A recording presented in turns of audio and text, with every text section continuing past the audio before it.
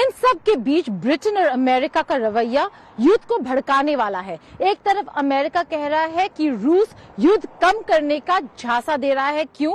क्योंकि वो कहीं और हमला करने की ताक में है। दूसरी तरफ ब्रिटेन कह रहा है कि रूसी फौजों को काफी नुकसान भरना पड़ा है, इसीलिए वो पीछे हट रहे हैं। असलियत में रूस का प्लान और स्ट्रैटेजी बिल्कुल साफ है। डॉनबास का इलाका वो देने नहीं वाले।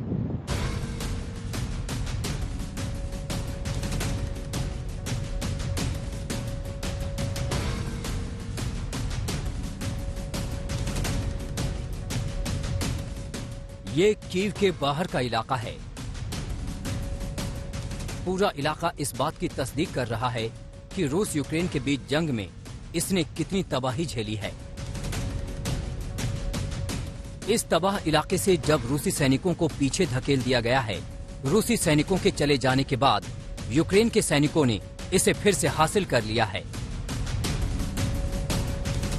दोबारा कब्जे में आए इस इलाके का हाल जानने के लिए यूक्रेन के सैनिक यहां पहुंचे।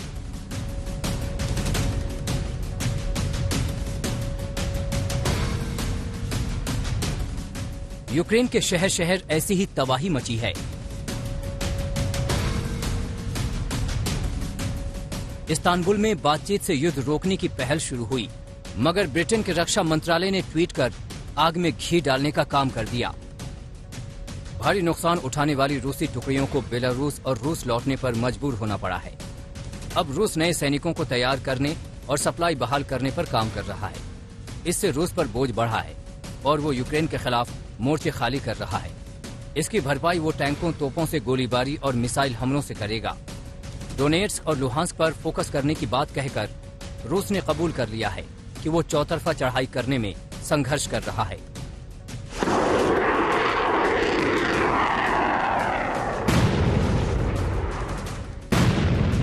जमीनी हकीकत भी यही बता रही है कि रूस अपने सैनिकों को भले ही पीछे खींच रहा है, मगर उसके हवाई हमले जारी हैं।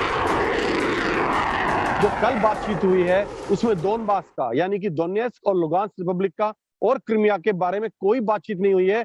और ये दो बहुत बड़े मुद्दे हैं रूस के लिए, जिनके कारण युद्ध शुरू हुआ है। ये दो मुद्दे उनमें शामिल हैं, इनके ऊपर कोई बात ही नहीं हुई। और जो मिलिट्री एक्टिविटीज को स्केल डाउन करने की बात थी वो हमें जमीन पर नजर नहीं आ रही है। और पूरे सीज फायर के लिए रूस ने मना कर दिया था।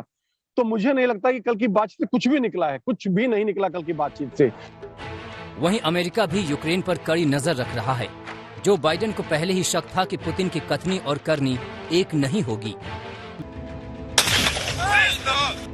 अमेरिका और नेटो देश लगातार हथियारों से यूक्रेन की मदद कर रहे हैं।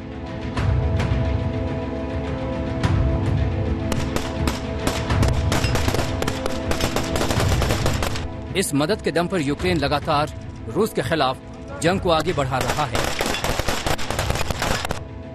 कीव में राजेश पवार के साथ आज तक रूस यूक्रेन युद्ध की सबसे बड़ी वजह है अमेरिका और नेटो का उकसाना।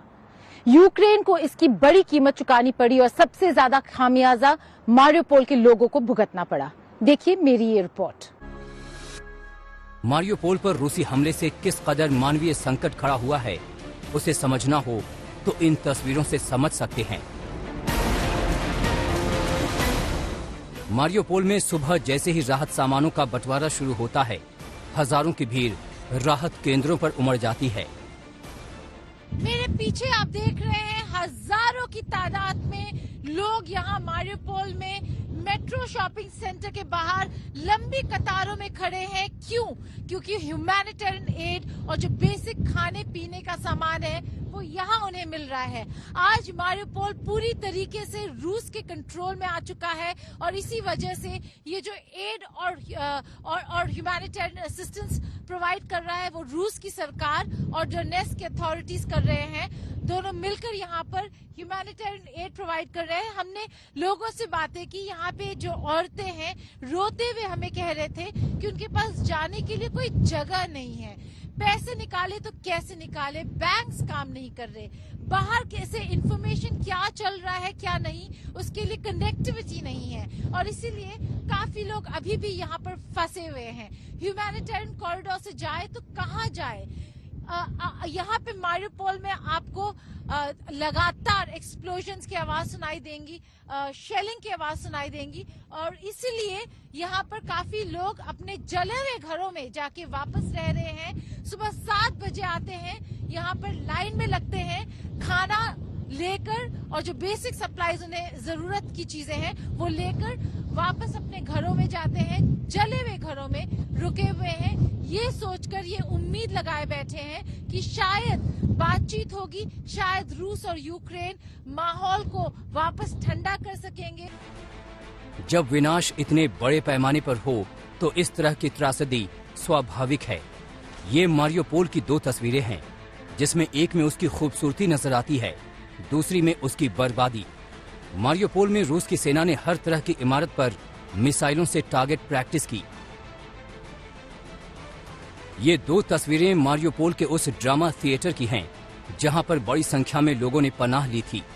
युद्ध के दौरान हमलों से बचने के लिए यहां पर सैकड़ों लोग पहुंचे हुए थे, लेकिन रूस के हवाई हमलों के दौरान एक मिसाइल यहां पर गिराई गई, कई लोग मारे गए।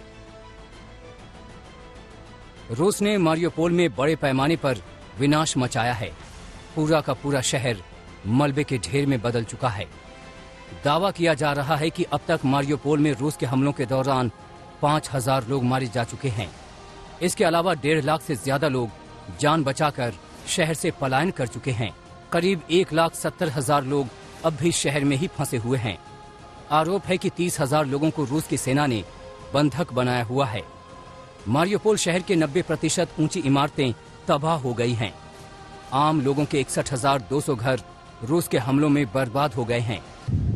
हम यहाँ मारियोपोल के रास्ते पे हैं। यहाँ पर बहुत सारा मोटर शेलिंग और फायरिंग हुआ है। यहाँ पे ट्रक्स जो है वो उन्हें जला दिया गया शेलिंग के अटैक में। मारियोपोल मटिया मेट हो चुका है, लेकिन शहर को फिर से खड़ा करने लायक जिंदगी बची हुई है।